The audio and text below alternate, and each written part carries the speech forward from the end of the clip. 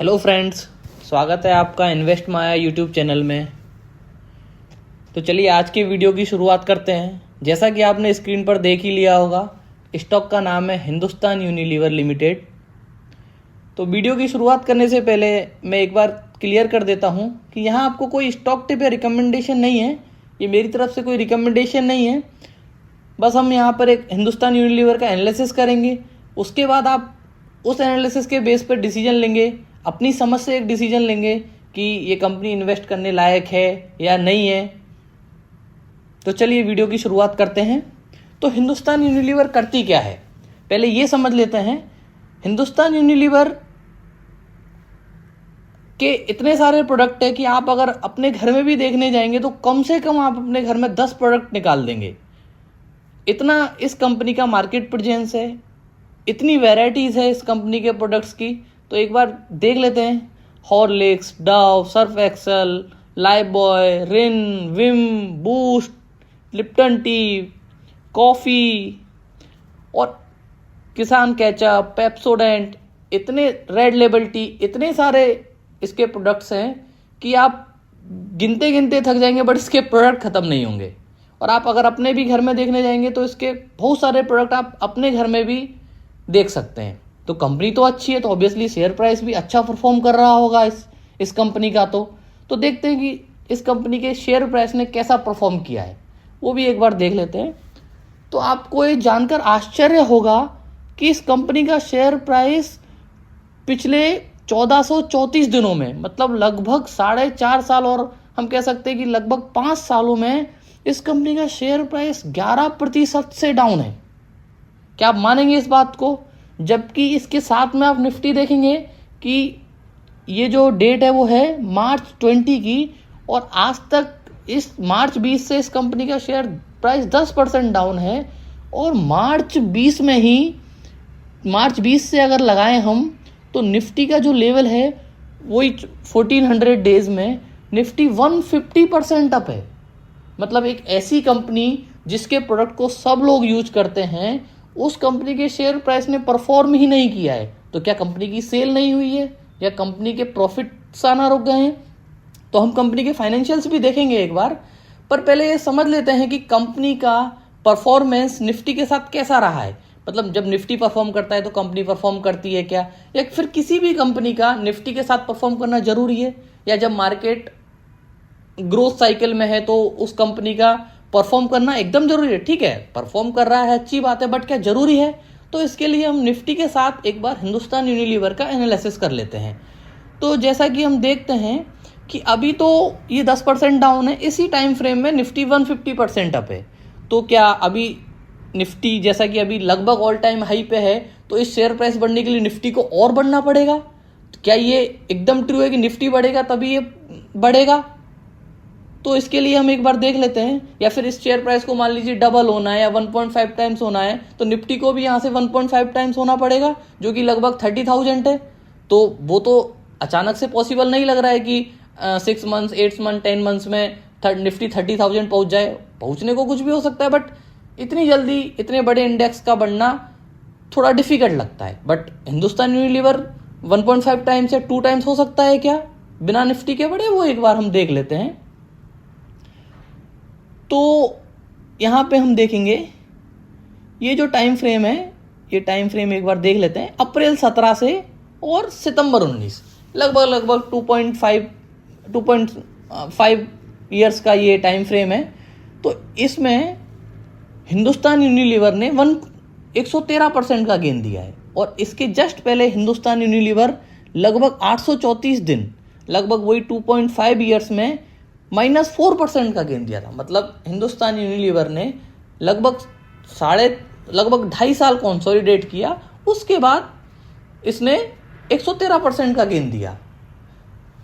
तो stock market generally ऐसे ही perform करता है, कुछ दिन का कंसोलिडेशन होगा या कुछ डाउन जाएगा फिर अप होगा। ऐसे एक सिंगल लाइन में स्टॉक मार्केट कभी भी नहीं बढ़ता है। तो इसके साथ हम देख लेते हैं कि निफ्टी ने कैसा परफॉर्म किया था। तो ये टाइम फ्रेम देख लेते हैं हम। ये टाइम फ्रेम है जनवरी 15 से मई 17, और ये टाइम फ्रेम है अप्रैल 17 या मई 17 से सितंबर 19। तो 15 से 17 और 17 से 19, जनवरी 15 से मई 17। तो जनवरी 15 से मई 17 के बीच में हम देख लेते हैं निफ्टी ने कैसा परफॉर्म किया है एक बार। तो हम देखेंगे कि ये लेवल मैंने ऑलरेडी मार्क करके रखा है, जनवरी 15 से मई 17। जनवरी 15 से मई 17 में निफ्टी ने 15% का अप दिया था, लेकिन HUL ने -5% का गेन था, और हम कह सकते हैं कि लगभग ऑलमोस्ट सेम था। लेकिन अगले 2 सालों में मई 17 से और सितंबर 19 तक हिंदुस्तान यूनिलीवर 113% अप था। तो निफ्टी ने उस टाइम पे क्या किया है वो एक बार देख लेते हैं। तो जो हमने बताया था ये वाला लेवल मई 17 से सितंबर 19, इसमें भी निफ्टी तो 17% ही बढ़ा है, लेकिन हिंदुस्तान यूनिलीवर तो लगभग 113% बढ़ा है। मतलब स्टॉक प्राइस लगभग डबल हो चुका है, डबल से भी ज़्यादा हो गया है। तो ज़रूरी नहीं है कि निफ्टी का डबल होना ज़रूरी है, ठीक है। क्या हो सकता है एक बार कोइंसिडेंस हुआ हो। तो एक बार तो और देख लेते हैं कि एक बार और कब हुआ है। तो हिंदुस्तान यूनिलीवर ने पहले और कंसोलिडेशन किया है, तो एक बार वो भी देख लेते हैं। यहाँ पे हिंदुस्तान यूनिलीवर ने फिर से कंसोलिडेट किया है 588 दिन, मतलब लगभग 1.9 ईयर्स का कंसोलिडेशन था। उसमें भी 5% डाउन था, और यहाँ पे फिर 252 डेज का जो टाइम फ्रेम है, लगभग 8 मंथ्स और 8 मंथ्स मान लीजिए, में 55% का गेन था। तो लगभग 588 दिन के कंसोलिडेशन के बाद फिर से अचानक से ब्रेकआउट आया और 55% का गेन था मात्र 8 महीने में। तो ये टाइम फ्रेम देख लेते हैं हम। ये टाइम फ्रेम है अक्टूबर 12 से मई 14, और फिर ये टाइम फ्रेम था मई 14 से जनवरी 15। तो अक्टूबर 12 से मई 14 के बीच में देख लेते हैं।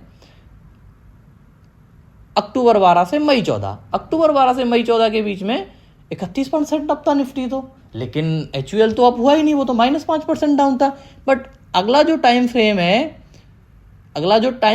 मई 14 से जनवरी 15 का जो टाइम फ्रेम था, वो यहाँ का जो सेम टाइम फ्रेम है मई 14 से जनवरी 15 वाला जो टाइम फ्रेम था, इसमें 17% ही अप हुआ।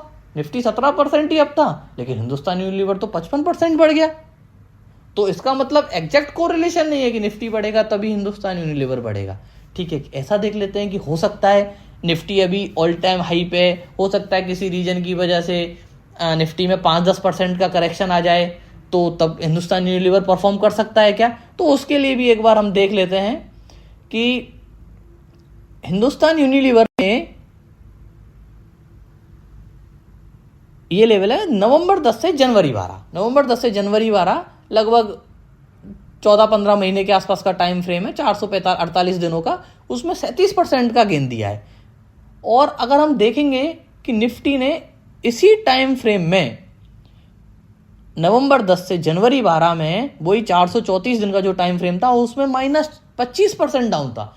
तो इवन निफ्टी 25% डाउन था, तब भी हिंदुस्तान यूनिलीवर उसी सेम टाइम फ्रेम में 38% अप था। तो इसका मतलब डायरेक्ट कोरिलेशन बिल्कुल नहीं है। स्टॉक्स की साइकिल ऐसे ही मूव होती हैं, कुछ दिन का कंसोलिडेशन रहेगा, फिर शेयर प्राइस बढ़ेगा। हम यहाँ भी देख सकते हैं कि शेयर प्राइस बढ़ा है, फिर यहाँ कंसोलिडेशन है, फिर यहाँ शेयर प्राइस बढ़ा है, फिर यहाँ कंसोलिडेट किया है, फिर शेयर प्राइस फिर बढ़ा है।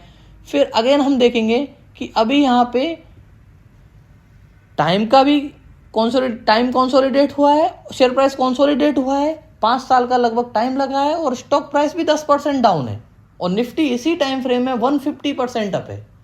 तो अभी निफ्टी कैसा भी परफॉर्म करे, जरूरी नहीं है HUL के बढ़ने के लिए कि निफ्टी प्लस ही जाए या कांस्टेंट रहे।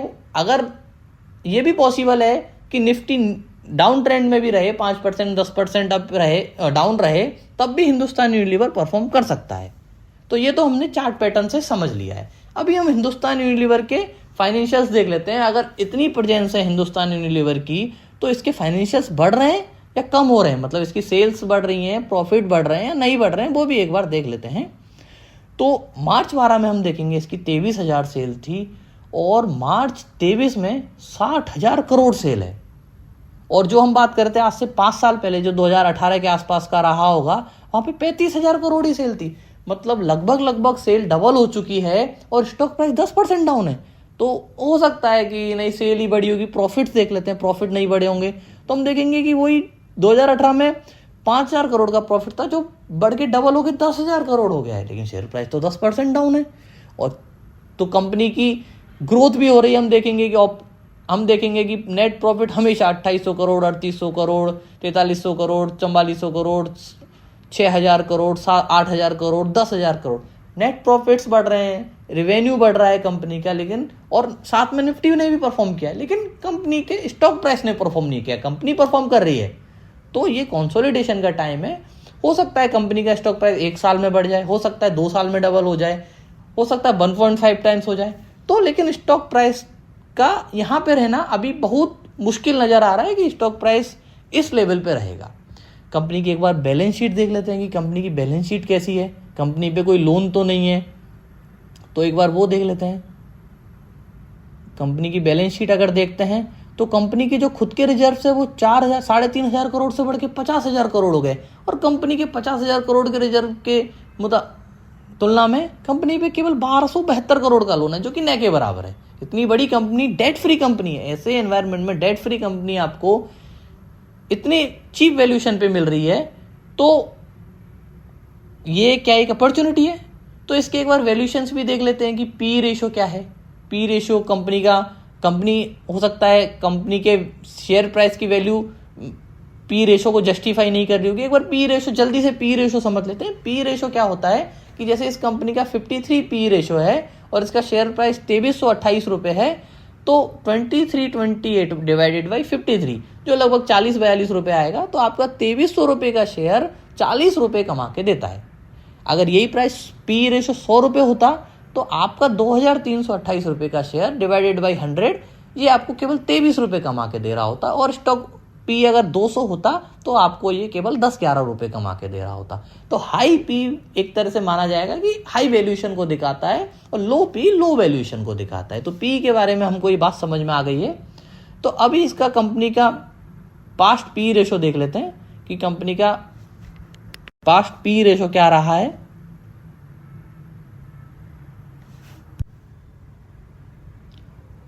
तो कंपनी का पी रेशो लास्ट 5 ईयर्स के कंपनी का पी रेशो का एवरेज है 65.1 और कंपनी का अभी पी रेशो कितना था 53। लास्ट 10 ईयर्स के कंपनी का पी रेशो का एवरेज पी था 61। तो कंपनी का पी रेशो भी ज़्यादा नहीं है।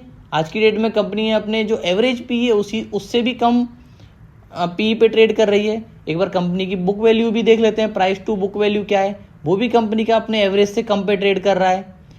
तो कंपनी के वैल्यूएशन वाइज कोई इशू नहीं है, कंपनी के फंडामेंटल्स में कोई इशू नहीं है, कंपनी की मार्केट प्रेजेंस अच्छी है,